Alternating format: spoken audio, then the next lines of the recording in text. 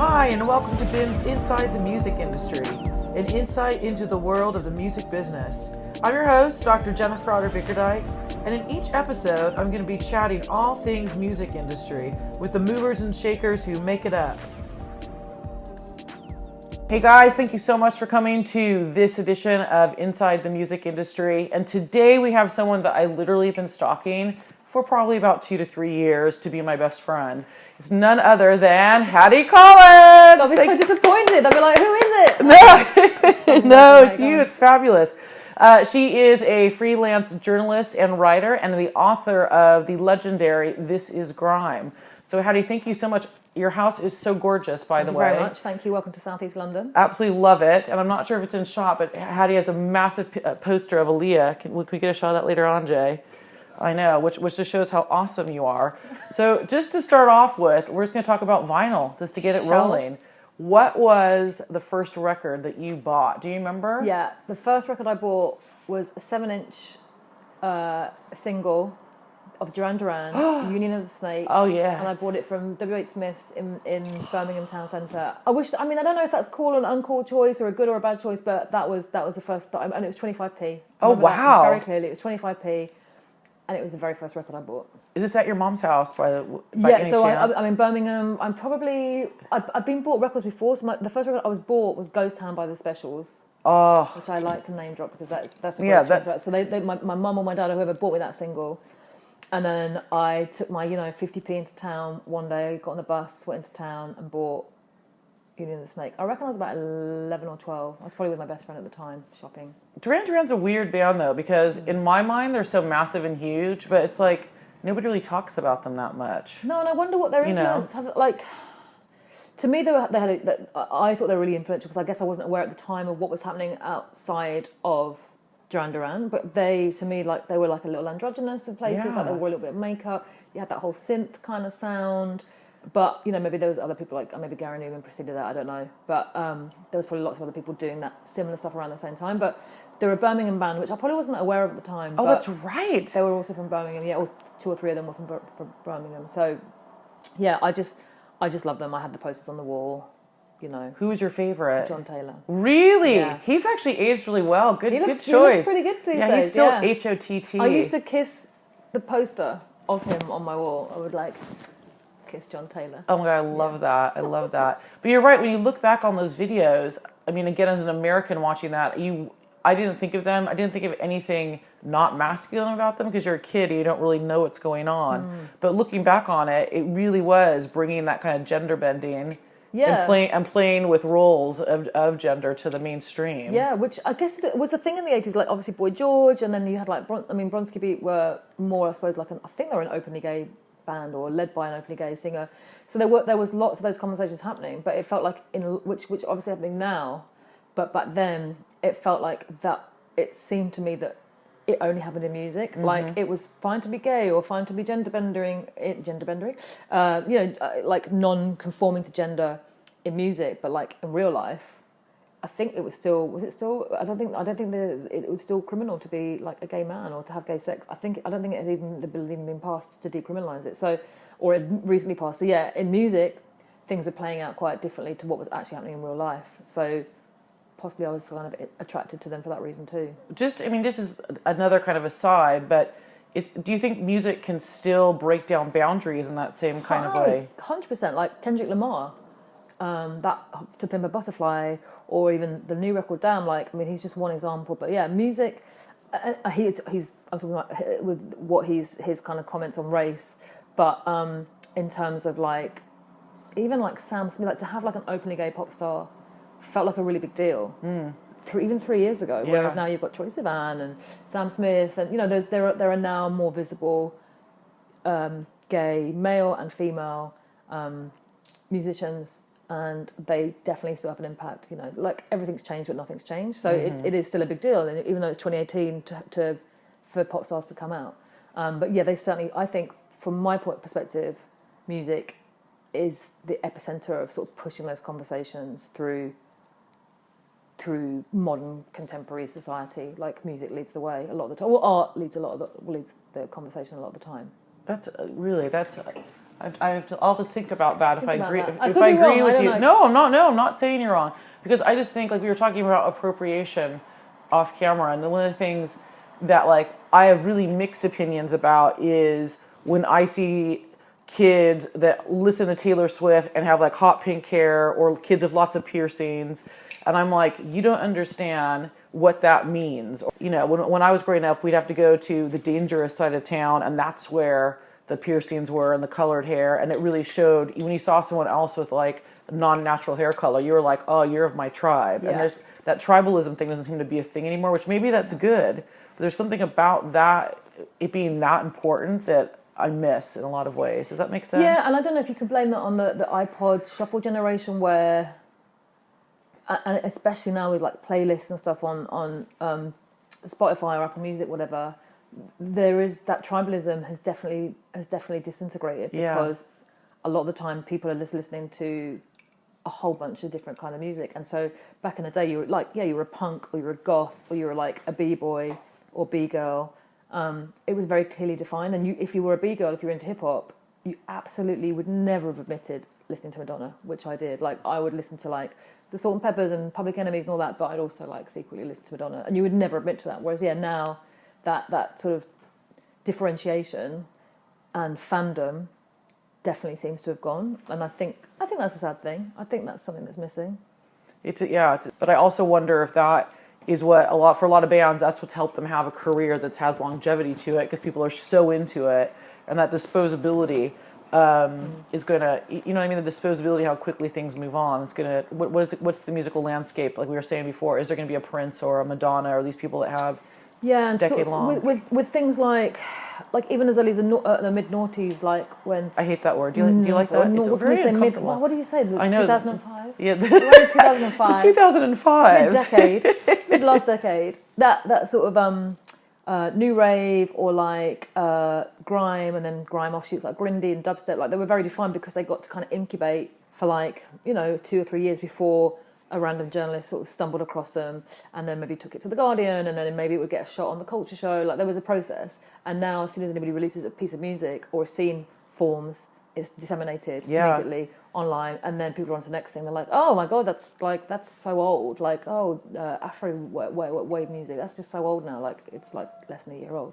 So we've lost that. I think, for all the great that the internet's done, it has definitely, I think, killed the ability for types of music and types of musicians and types of art to incubate and like fester in a good way and figure itself out before everyone had an opinion about it. Because before, like, let's just take that, like, before there's even the possibility of it evolving into something that could go on to something more, there's already been an opinion, and it's already been broken down, it's already been posted on the internet. Yeah.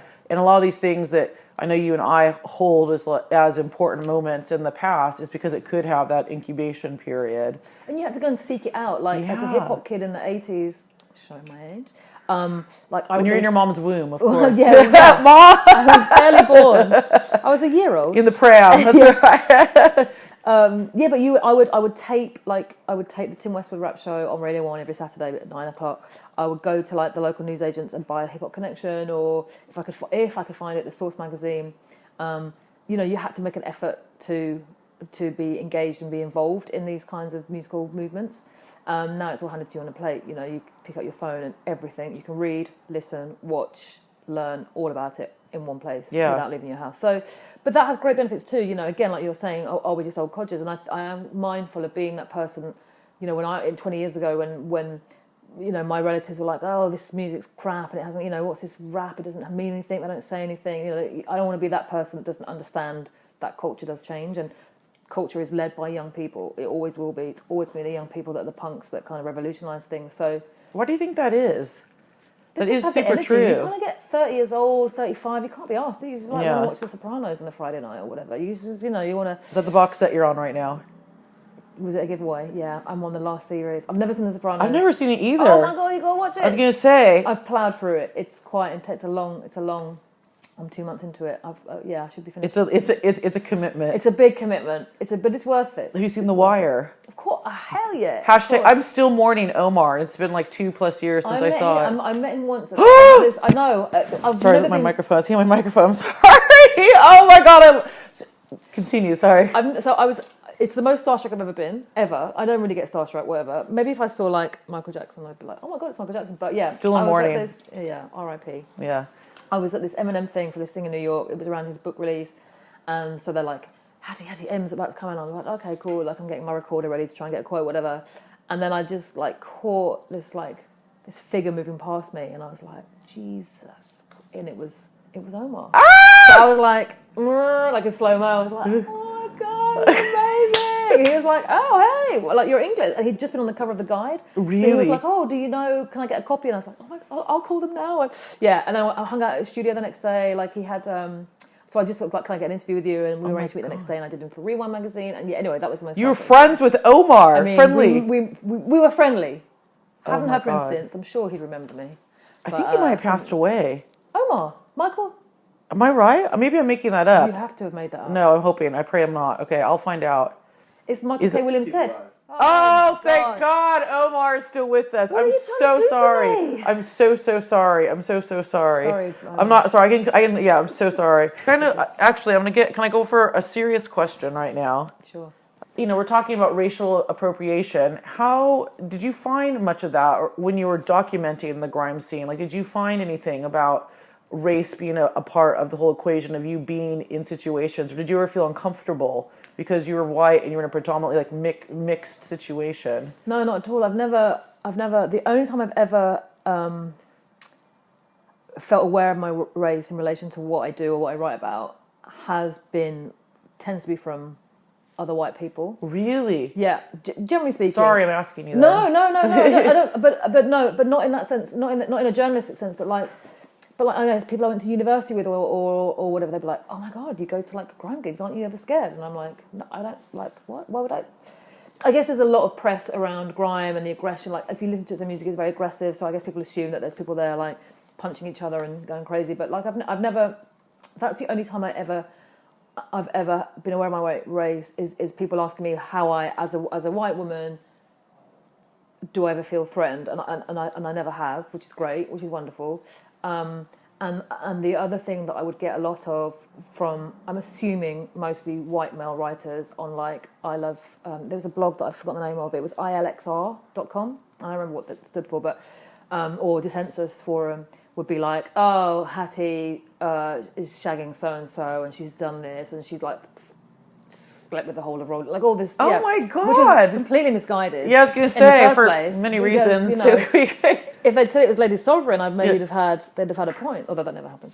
What happened to her, by the way? She's around. She's around. Is she? I spoke to her recently. Yeah, but she's not making music, but I'm still in touch with her. What does she do now? I don't know. She lives in Manchester. Does she? Yeah. I have a funny story about her, but that's for some time. Anyway, so that was where I was made to feel aware of my who I am. And like I remember comments on like Twitter or whatever, or maybe it's pre-Twitter, middle class white woman and blah blah. And I think a lot about class from a working class Irish family, but my mum went to uni when she was in her 30s. I then went to uni, so I'm like, maybe I guess. Really? Yeah. Well, I went to uni. You didn't go to uni. No, I did. I went to university. Okay. My brother didn't until again much later. My sister did as well. But yeah, so from our family, I was like the first to go to university. So I thought a lot about that. So I kind of get really offended when people say about me being middle class, but then I guess maybe I'm middle class because I went to university. So anyway, class is just a hot mess. It's a real hot mess. So I sometimes get annoyed that people assume that I'm really like I'm going to be middle class. So there's that part of it.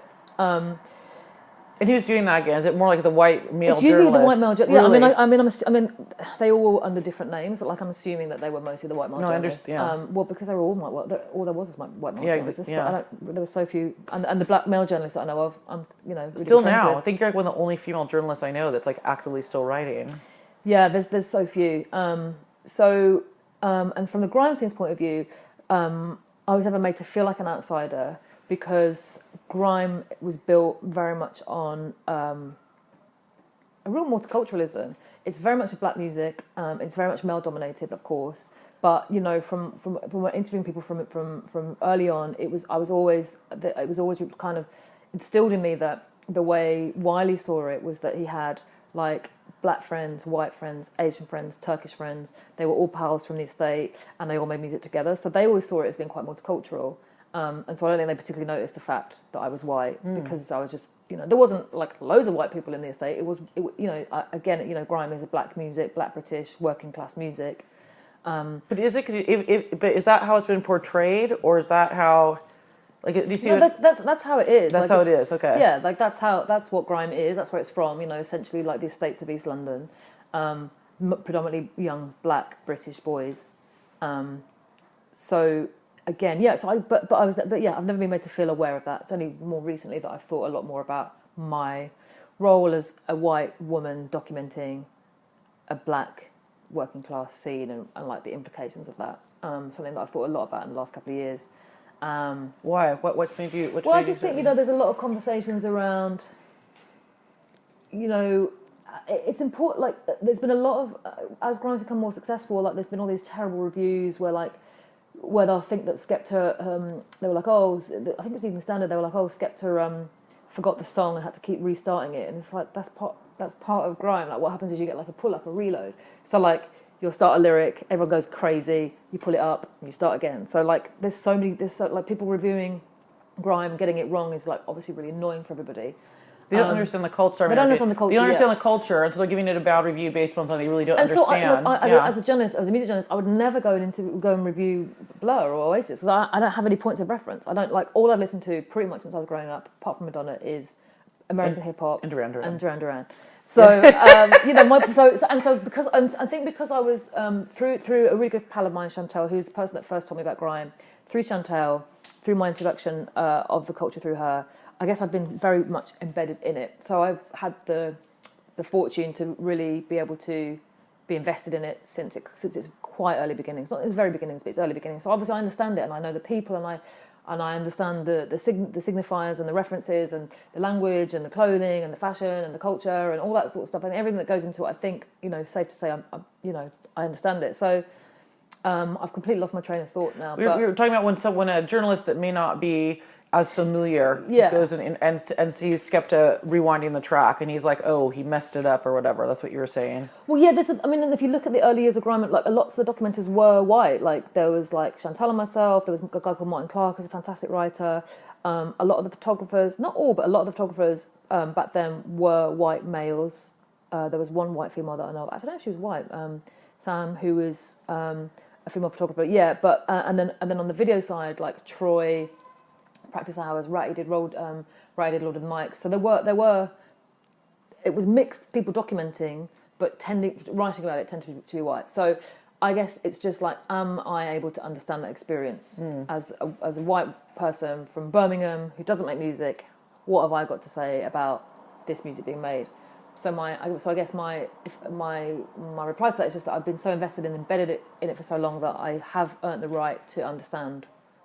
I've been enmeshed in that culture and around those people, and like it's been 15 years of my life, like a really significant part of my life and my career, and my actual life. Like, you know, I'm friends with some of those people. Some of my best friends now are who I met back in those times. So yeah, I guess it's just hard, isn't it? It's like there's it's hard at the moment, like with race. Like we're looking at films, we're looking at TV, and it's like, why aren't more women directing things about women? Like Desiree Akhavan, who's a film director, made the point recently that most films about lesbians are directed by straight men. It's like, really? This can't be right. So she's directed, as a bisexual woman, she's made a lesbian film, or a film about lesbians, or a lesbian. So it's just like, it's just readjusting that. It's like, I would like to see loads more black female writers writing about grime. I think it's about if it's only white people writing about grime or hip hop, something's gone wrong. It should be white people, black people, Indian people, Asian people. You know what I mean? There should be people that are not able-bodied, or there's, you know what I mean? It's like, it's about diversity in every sense. And I think that as we're pushing forward into, you know, 2019 and beyond, it's like making conscious effort that there are lots of perspectives involved, and it's not just one perspective, which, you know, historically and culturally and systemically tends to be white male or white female. So I've rambled on there a little bit, and I don't know what my point is. No, I think the fact that we were talking about why you've been engaging with ideas of race and class more lately, and that's how you came on to that. And I just think this is quite simplistic of me to put it this way, but as a white person, you're never going to understand what it's like to be a person of color. That's just the bottom line to it all. But I think as long as if you're thinking about that and aware of that, I think, and not like, oh, I'm going to use my white privilege to make these poor black people better. That's a different vibe. This is the other thing, and I think what I've done throughout I hate to use the word career, but it is career. What I've done throughout my career is quite proactively, when I've had the opportunity, employed people of colour and women, like Rewind magazine particularly, like as many women as I could bring through there, I did, of all races, and the same at ID.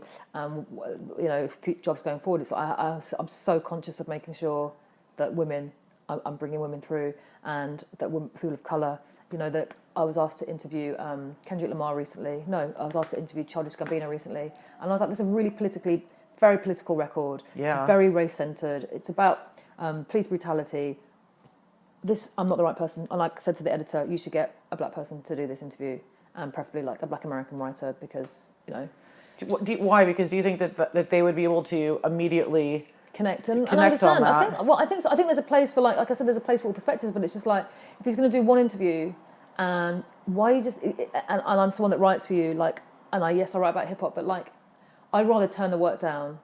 I think it's more me now understanding what to turn down and pass, and make sure that other people actually should be writing about that. Like, there's something I got asked to do recently about pirate radio, and I was like, there's other people that could do that. I don't need to take everything that I'm asked to do. There is money that is out there that should be, and it's on me, sort of like you say, not to use my privilege in that sense, in a positive way, by saying, actually, you should talk to this person.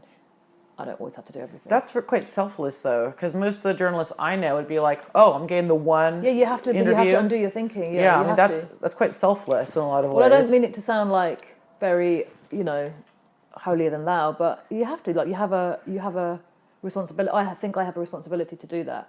And I think it's something that I have done probably quite unconsciously over the years. I've sort of contradicted myself, because I said I very consciously brought through women, but I think initially it was very unconsciously that I'd bring through other women, and then it became very conscious, and then it became very conscious that there were people of colour, and now it's like, and now I guess my latest iteration of this is to learn to pass on opportunities to other people. Like, I don't need to do everything. Like, there's other work I can do. So that's what I think is going forward. That's what I want to be more and more aware of. If I do a book again, maybe I don't do the book this time. Maybe I find some really great young people of different colours, or really religions, or whatever, like different perspectives, and I edit the book. I don't have to be the person doing the interviews. Do you think, one thing that I read a lot in my students' papers is the idea that grime is the punk of the 21st century. Do you think that is true? 100%, yeah.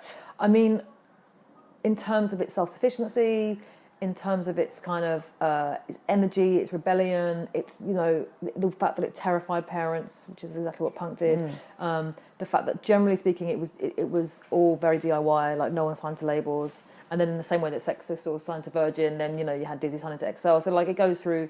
It obviously doesn't stay independent forever. But and I think the reason why grime became successful again is that people like Skepta tapped into that energy of like, okay, we've all had record deals, we've all made terrible music, we've all made bad decisions, we feel hollow and empty, and we're all pretty broke. Like, no one's actually been able to retain this money. So it was about going back to that 2001, 2002 period where it was a bunch of mates who just wanted to make music and wanted to get on radio. They had no idea that, in 15 years' time there would be books and films, and they would be performing at the ICA, or, Stormzy would be on the X Factor. Like, that was just unimaginable, but it was never about that. The fact that that's now happened is great, but, and so I guess, is it still punk if you're on the X Factor? I mean, I think it's punk that Johnny Rotten's in a butter commercial and just doesn't give two fingers up, Yeah, it's like, I'm going to make that money. And for Stormzy, it's like, of course this, it's like Wiley accepting the MBE, and people are like, oh, why should you accept that? People are, this country is, especially with Windrush and everything, and like how, just how insane this country is when it comes to race and immigration. But actually, I understand Wiley accepting it. It's like, it is kind of punk. It's like, yeah, I'm going to come to Buckingham Palace, with my huge scar across my face. And I'm going to accept that award, and I'm going to be really proud about it. So I think that's pretty punk. So even in its commercial success, I think it is able to retain that sense of rebellion that made it so exciting in the first place. I mean, two things you said there. I mean, a lot of things that are great. I mean, two things that I kind of pull from that too is because it's almost like when they started out, they weren't like, I want to get 2 bajillion views on YouTube or I want to be on X Factor. It was that same kind of purism that you're talking about. It was literally getting on radio. So it was like literally having, I don't know, 3,000 people maybe would hit, like, so you would go on radio and it would have whatever its signal was, whatever its transmission was. So like maybe 1,000 people. And then like those people would tape your set and send it to their cousins and their brothers and kids in the playground, so it would spread to like that. That was the goal. It was just to be. It was about being heard. It was like this was a voice that was typically completely ignored and still is to a large extent. And it was a way of a way of making yourself heard, putting your voice out there, and not necessarily thinking that what's her name? That's the president of this country, Prime Minister Theresa May, would listen. And then again, we fast forward to 2018 and Stormzy's on stage at the Brits. What he could do is go on and perform his big smash hit singles, but what he decides to do is include a freestyle which completely, directly confronts Theresa May and Grenfell. And that, to me, is the same spirit as someone going on radio in 2002 and spitting whatever their lyrics were at the time. It's the same mentality. And isn't that too, kind of folding back on the whole the MBE thing?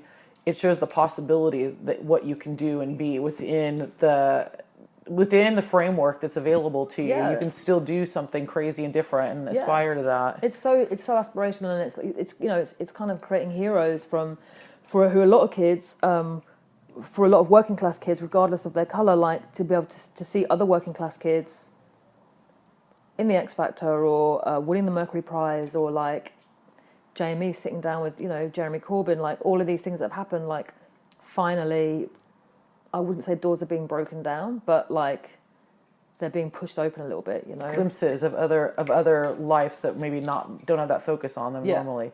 What about, I remember when the Corbyn stuff happened. Can you talk about that a little bit? Like, how did that come about? And do you think an artist even getting involved with Corbyn in any way, did that make a difference in the way that young people saw politics? It's hard to know like how exaggerated the figures were, because there was very conflicting views on like, oh, the youth vote has gone up by X amount, and then people were like, no, that's not there was lots of confusion over those figures. But I think prior to the Jeremy Corbyn and Jamie interview anyway, we'd seen so much engagement on social media with Stormzy and Novelist and Jamie particularly, among others, talking about politics and why it was so important to vote.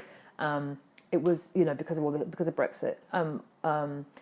So there was already a groundswell of awareness for young people via the artists that had already started speaking about it. And I think the Jeremy Corbyn interview just solidified something that was already there and sort of magnified it, because it was obviously so shared and talked about. The actual interview was one of my colleagues at ID had the idea about pairing them, because we do think within conversation we're like, oh, who can we put together and get chatting? And so someone had come up with that idea, and then one of my mates at work, Matthew, got hold of Jeremy Corbyn, and like on a Friday night at 7:00 was like, yeah, he wants to do it on Sunday. What Grime MC do you want? And I was like, I frantically like calling like Stormzy and Jamie and whoever else. And yeah, Jamie eventually was like, I think his worry was like, I don't want to go and ask him I don't want to know about policies and stuff. I'm like, no, it's just go and have a chat. Just go and talk to him like you would talk to anybody, and like that's what. And he's like, well, that's what I want to do. So the opportunity for him to just sit down with someone that would absolutely, like a figure, an MP that would never impact the life of a young kid from Tottenham. Like they'd never see MPs, they'd probably never see local councillors, growing up in Tottenham. So the opportunity for him to sit down with someone in a position of power and know that person in the position of power was interested in speaking to him was really, really, was really impactful, I think, for him. So yeah, that I think all of those things. There was lots of other things happening around that time, lots of other movements around Grime for Corbyn and all of it, different people. So I think that had a domino effect, and I think it certainly impacted the minds of young people who perhaps weren't that politically motivated to perhaps at least think about it, and then maybe even register to vote and maybe even vote. Well, and they gave like a face to it that looked like them and sounded like them too, didn't it? Exactly. It wasn't sort of bound up in all like, again, it wasn't bound up in the different policies and like what does this mean, and like the sort of intricacies of it all. It was just basically why do we vote for politicians that don't care about us? And then I guess seeing a politician sit down with one of their peers, like, well, maybe they do care, maybe some of them do care, or even if one of them cares, maybe we do need to be involved, because if we're not involved, then things like Brexit happen, and the general fucked upness that the world is kind of in. So I think, and Trump, I think all that kind of played a part within that. So yeah, I think it was really, really powerful moment. Yeah. Okay, so Hattie, we're talking about all these kind of heavy topics. Let's kind of reel it back in a little bit. When did you first decide you wanted to work in music, and what did that career journey look like? Years ago, my brother Jez had said to me that he was going to be a music journalist, and it must have stuck in my head, because years later, when I graduated from university, what degree did you get? I did a drama degree. Did you? I did a drama degree. Because I just did drama as a kid, acting as a kid. So I did a drama degree, did a bit of theatre after with some mates. But I visited New York when I was 17, when I was 16. And I just wanted to get back to New York. So I figured a way to get back to New York would be to go and study at NYU. Oh, wow. And I thought what I could do was combine my love of hip-hop with NYU and do like a hip-hop degree. It didn't exist, but that's what I thought. I also found out that it was $45,000 a term. Yeah. So that killed that idea. But the idea of hip-hop and journalism just came together, and I just started writing to publications like Hip Hop Connection and a magazine called Touch, and was like, I just want to write for you. Can I write for you? Please, can I write for you? Here's my ideas. And they both said yeah. Like it was all very fortuitous. So I started writing around 2002, and from there on, went to broadsheets and Star magazines. It took a long time, and there was lots of there was lots of pub work in between and lots of signing on. But eventually I started to kind of make a living out of it, probably after 3 or 4 years, like not a proper living, still a bad living, but a living after about 3 or 4 years. So yeah, it was a love of writing, a love of music, wanting to go and live in New York. And I never got to live in New York entirely, but I ended up going to New York sometimes 3 or 4 times a year for work. So yeah, I kind of ended up going to New York in a roundabout. I got there in the end. It was just like a slightly different path that I got there. That's really, was it, like my husband, one of the first places he went, as soon as he was old enough to travel by himself, when he was 16, he went to New York because of his love for hip hop, and he wanted to see those places. Yeah. Was that a big part of it? I remember we did like an exchange. I didn't go on my own, but we did like a theatre club drama group thing. And I remember listening to LL Cool J, Mama Said Knock You Out, on the Walkman of one of the New York kids that we were staying with, this Puerto Rican kid called Jeff. And we were sat on a car, and I had on these red, pair of red. I don't remember what the trainers called now. Tiger Fox. Were they Tiger Fox? I had on this particular pair of trainers that I'd dreamed of buying, and I bought them in New York for $35. And yeah, it was just that whole experience of being in New York when New York was still New York. It was rough and ready and scary, and it just had such a massive impact on me. So I just wanted to get back there as soon as I could. It took me, I guess, maybe 12 years before I got back there again. But yeah, I got back there and lived in New York for a few months at one point in my life. So that was great. So yeah, it was one of those things that, I think all kind of careers in the art, it happens in a really unexpected, weird and random way. It's never I'm going to study and then I'm going to do this and then I'm going to become a writer. It was just lots of strange things conspired to make it happen. But you were proactive, you were putting yourself out there. Yeah, I was writing to people like the NME, I want to write for you, and the Guardian, and there was all that sort of stuff. So yeah, I had to work super hard to have anyone even vaguely notice me. What would you say has been your biggest career break? So I think that was there's a magazine called Blues and Soul. It was very small. It was a very influential, very important magazine. It's no longer around, I don't think. But they offered for me to go. They asked me if I'd like to go to Puerto Rico to interview Missy Elliott. I was like, really? Yeah, it was amazing. It was the first ever trip, or the second ever trip I'd ever done. I was maybe 2005, I think it was, or 2004. So I went and did that, and it was amazing. Met Missy. Oh. My mind was blown. Was in Puerto Rico. It was, the whole experience was incredible. And I remember I had about 30 quid to my name at that point, and I was being paid £40 to do that cover story. £40 for the story? Yeah, it was £40 for the cover.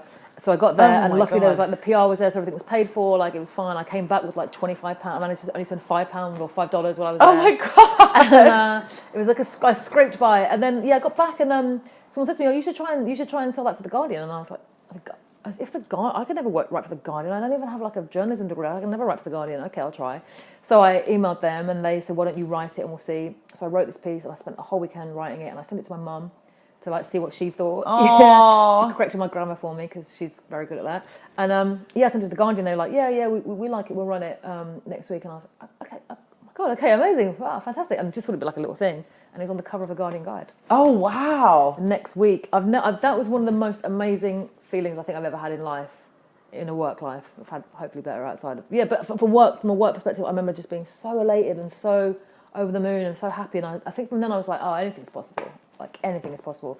And from there I just ended up, that's how I got into ID and the Guardian more regularly, and like I got a job at Rewind, and then it all kind of really did spring from there. So is it a combination of people knowing your work and approaching you, and you being like, you know what, I'd like to work for ID, I'd like to work for It's Rewind? always been me approaching people. Like I don't think certainly with the magazine stuff, like later on with like brand work, it's been people approaching me like, can you come and do this and that and the other. But as a writer, I've always had to put myself out there. Like for years, again, like I did the Guardian, and I thought I'd proven myself. I was like, oh, I can do the Guardian, and then someone suggested the Sunday Times. I was like, I could never write for the Sunday Times. Like the same crap I told myself years ago about the Guardian. So, and I ended up writing for the Sunday Times. So yeah, I sort of held myself back a little bit in some ways, but in other ways, I would just constantly email people and constantly like think of ideas for features and just be quite proactive and just ask people if I could work for them.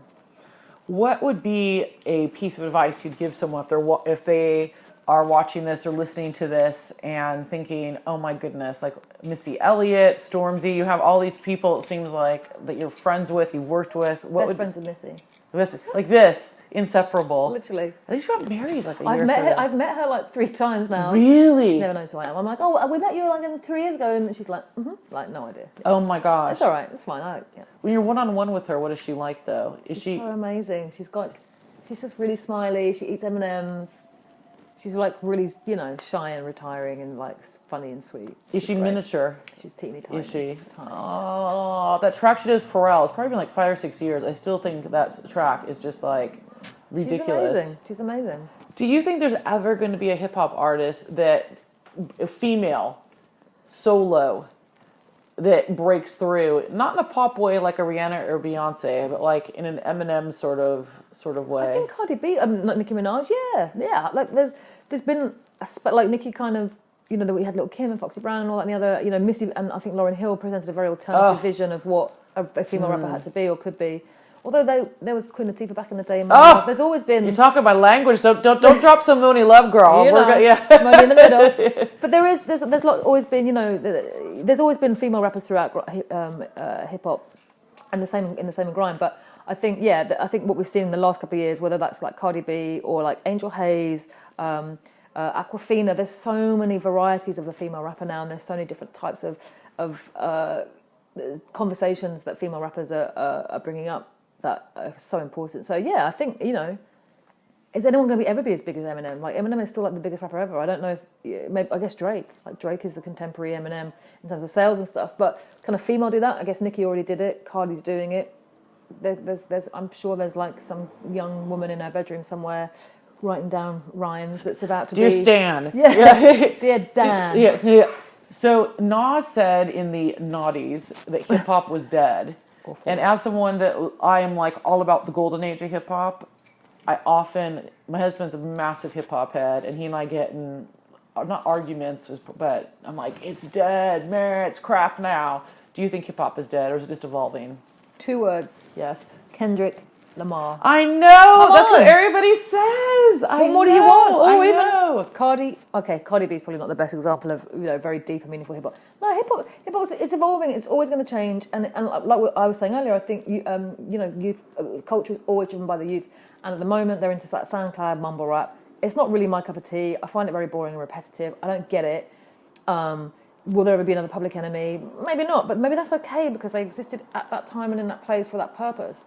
And in 5 years' time, maybe Kendrick won't be as exciting as he was, but there'll be other voices that will be pushing boundaries and opening conversations and being provocative. So that'll always hip hop is political by its very nature. So hip hop is never going to die.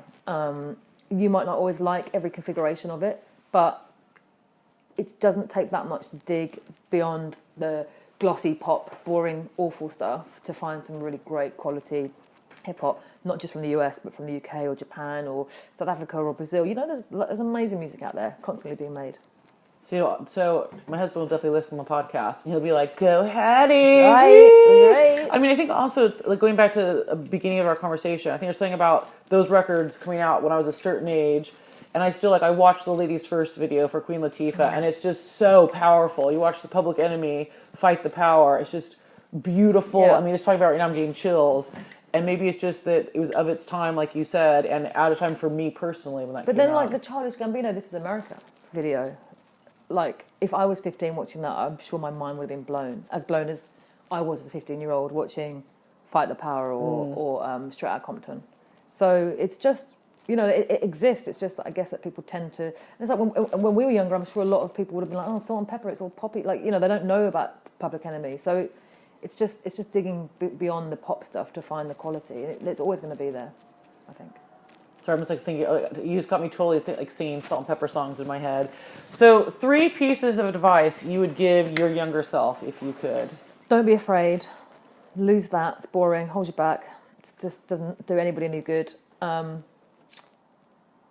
Okay, 3 pieces of advice. Yeah. Don't be afraid. Worry less. Is that the same as don't be afraid? Like, just don't worry so much. Like, I worried a lot. I think this is, you know, professionally and personally, you worry so much about what people think and what you're wearing and what you're saying and who you are. Just don't worry so much. Like, it's fine. It's all going to be absolutely fine. And I guess the third thing is, if you want to get into the music industry, is forget about kind of stories like mine where it's all like Stormzy and Missy Elliott. Like, it's, you know, you're not going to be best pals with people. You're not going to make loads of money. It's not going to bring you to this pot of musical gold at an end of a rainbow. Like, do it because you just really love music and you just want to tell people in whatever way that is, whether that's as a writer, as a photographer, as an A&R, as an exec, whatever it is you want to get into music for, keep that as your reason for staying there. It's like, don't, you know, if you think it's going to be one thing, this ideal picture, forget about that. You know, it's not about, it has to be, and it's very cliche, but it really does have to be about your passion and your love and your excitement and your joy that music gives you, and hopefully that translates somewhere along the line for you into some job or other. And it doesn't always work out, you know, and that's all right. You know, you can still listen to music forever. You can still participate, just perhaps not in the way that, you know, that you first thought. I thought I was going to be an actor. I can totally see that, by the way. You know, did I ever tell you I was an Never actress? This is one of my favourite phrases that my friends are like, yeah, we know. Did you do anything? Nothing of note, no. Like, not in the background, like as an extra, like an orange juice commercial? I did some like extra stuff. I was in a couple of TV shows that no one will remember, called like Chalk Face. I mean, literally no one will ever have heard them or remember them. I was in an Eels video. Really? Yeah, as a belly dancer. Oh, wait, can we still see this? Well, hopefully, which one? I don't think it's. No, I've looked. I don't think it's online. Thank God. I don't even know if the video ever came out. It's not great. It's not great for me. So yeah, that's what I thought I was going to be. And that's what to all intents and purposes, what I was going to be. And then I thought I was going to be a journalist forever and write. And now I'm doing lots of other different things. You know, I've done a book, or I might work for brands, or I want to like start writing a film. Like, you never know where life's going to take you. But I think it's about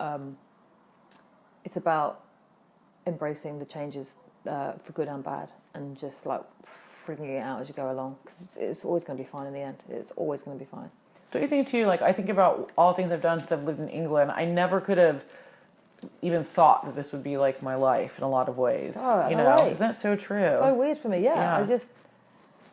And it's exciting because I guess in 10 years' time, I don't know where I'll be. Like, I didn't know that I'd still be writing when I'm in my 40s. I'm like, oh, will I be over it? Will it be over by when I'm in my 40s? You know, will I have to go and just get a normal job? But I think, you know, in 10 years and 20 years' time, who knows what I'll be doing? And that is quite exciting. It's not. I'm not afraid. I'm excited. And what is your Instagram if people want to connect more and see what you're up to? My Insta is at Hattie Collins. HATTIECOLLINS. And I'm quite good on the DMs. So you want to slide into my DMs. Then I will... Is there a double entendre there that I should... It might be. That's up for the person listening to work out. The listener to figure out. Yeah. That's me. So I'll do my best to get back to people on there. Well, Hattie, thank you so much for having us at your awesome house. Oh, and thank you. being You're here a and you're master fabulous. interviewer. I have learned watching you today. Really, it was good. I need to Lives will get you. Come on. All access, girl. All That's access. what I'm saying. All right. Thanks, guys, so much for joining us at Inside the Music Industry, and we'll see you next time. Take care. That was Inside the Music Industry. And if you liked it, and come on, really, why wouldn't you? Make sure you click subscribe for more episodes, information, and upcoming tidbits from what we have in store.